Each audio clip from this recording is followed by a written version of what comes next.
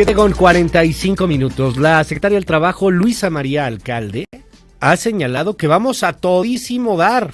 Iba a decir así, 400,000 empleos ya recuperados. No, bueno, ni en los mejores sueños, ni en la mejor posibilidad nos hubiera ido tan bien. Esto es lo que dice Luisa María Alcalde.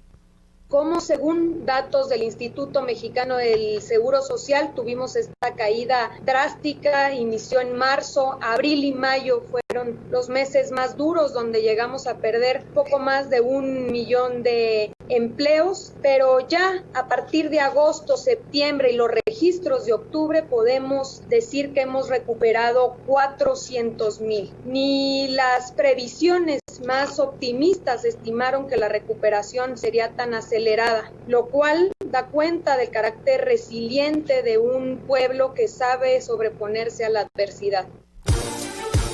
Órale. Querido Pedro Tello, ¿cómo estás? Buenos días.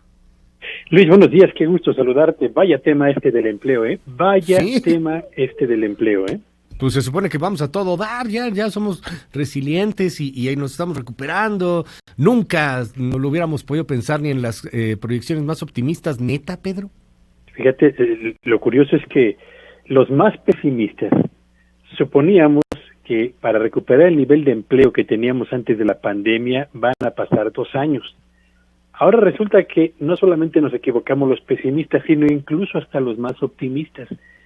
Pero, a ver, vayamos a los números, Luis, porque finalmente este es un asunto que se resuelve revisando la estadística en lugar de creando realidades alternativas. A ver, entre marzo y julio del 2020, el sector formal de la economía, cifras del IMSS, arrojó al desempleo a 1,117,584 mexicanos, más de 1,100,000 mexicanos. Los datos disponibles hasta el día de hoy del IMSS, que corresponden únicamente a los meses de agosto y septiembre, indican los 2 meses a unos 6,240 puestos de trabajo, equivalentes apenas al 18% de aquello que se perdió en los 5 meses previos. Esto supone, si los datos de la secretaria son correctos, que solamente en el mes de octubre, solo en octubre, se estarán creando más de 193,000 puestos de trabajo. ¿Es esto posible en una economía que cae? ¿Es esto posible en un sector privado donde las inversiones y la generación de empleos brillan por su ausencia? ¿Y es esto posible atendiendo al avance histórico del empleo en los meses de octubre de años pasados? Veamos este último dato. En octubre del año 2019, Luis, se crearon 160,000 puestos de trabajo, que por cierto no fue una cifra bastante buena en el comparativo con los octubres de años previos. Pero si estamos suponiendo que en octubre del 2020 se van a quedar 193,000 puestos de trabajo en una economía que cae, bueno, pues habrá que esperar a que los datos del IMSS lo corroboren. Pero además, Luis, auditorio, vamos a concederle la razón a la secretaria del Trabajo, y Previsión Social. Vamos a imaginar que efectivamente en agosto, septiembre y octubre se han creado 400,000 puestos de trabajo. Solo que en sus cálculos le faltan 2 factores importantes. Noviembre es un mes con una generación de empleos muy baja. Y en diciembre, Luis, auditorio, siempre, subrayo, siempre, y lo pongo con mayúsculas, se presenta un recorte muy importante de puestos de trabajo en el sector formal de la economía. De modo que el cálculo de los más optimistas que quedó rebasado, las buenas cifras de la Secretaria de Trabajo y Previsión Social que parecen muy alentadoras contra lo que ocurre en el ambiente económico nacional y la realidad imperante en la historia de los datos que dan cuenta del desempeño de la contratación de trabajadores a partir de la segunda mitad de cada año, apuntan en sentidos totalmente diferentes. Lo cierto, Luis, auditorio, es que el pronóstico personal, de que va a tomarle a este país 2 años recuperar el nivel de empleo previo a la pandemia, lo sigo manteniendo ahí, y no colgado de alfileres, sino atendiendo simple y sencillamente la realidad de lo que ha ocurrido en nuestro país. Híjole. Y a la condición actual de la planta productiva nacional. 400,000 empleos, suena bien. Hagamos un recuento en diciembre. para ver cómo quedamos en materia de empleo en el sector formal de la economía, Luis. No, y que no es una situación que tenga Pedro Tello en particular o alguien en contra de la Cuarta Transformación. Hay también ahí respaldos de distintas instituciones con gran prestigio en el mundo que apuntan a lo mismo, inclusive que tienen pronósticos hasta más pesimistas que el tuyo, Pedro, o sea, que se van a 3, a 4 o hasta más tiempo. Pero bueno, yo no sé si este es el mejor momento para presentar la iniciativa que el presidente va a lanzar con el tema del outsourcing. Ayer lo mencionaba y no quiero dejar de comentarlo contigo porque me encantaría que nos pudieras compartir tu opinión, Pedro. Esto dijo el presidente López Obrador sobre el outsourcing. Afectan al trabajador, afectan a la hacienda pública, afectan al desarrollo del país y se fomenta la corrupción. Voy a enviar una iniciativa de ley para que ese mecanismo desaparezca. O sea, va a ser otro tema polémico, lo adelanto, como los fideicomisos. Pero tenemos que limpiar. No podemos ser cómplices de corrupción.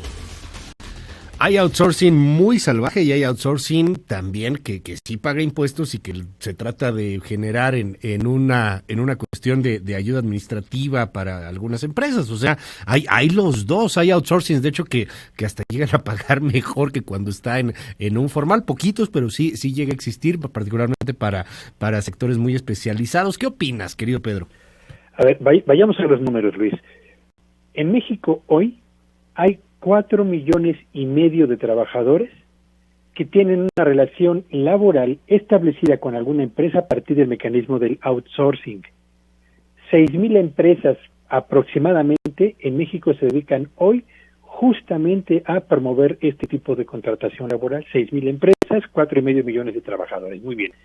De esos 4,5 millones de trabajadores, 2,9 millones de trabajadores están bajo el esquema del outsourcing que abusa del cumplimiento de la ley, que no cumple con lo previsto por la ley, y solo 1,6 millones de trabajadores están bajo el esquema del outsourcing bueno, el que cumple con la ley. Muy bien.